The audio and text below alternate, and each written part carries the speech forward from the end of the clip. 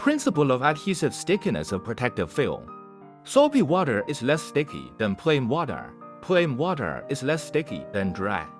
And dry is less sticky than when it's warmed up after drying. Therefore, the principle of film installation is simple.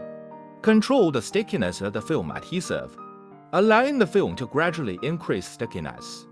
From losing stickiness to firmly adhering, at the beginning of installation, it's necessary to repeatedly peel and stick the film.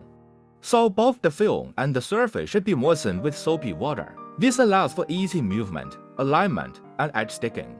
After adjusting the position repeatedly, rinse with plain water, or use a squeegee to remove excess water from the film, gradually restoring the stickiness of the film and fixing it to the surface during installation when encountering areas with curvature or poor adhesion. It's often because there's too much soapy water inside the film, making it difficult to stick. The general solution is to first rinse off the soapy water with plenty of plain water, and then use the squeegee to remove the water according to the curvature. After surface treatment, typically, the last step is to handle the reserved edge area.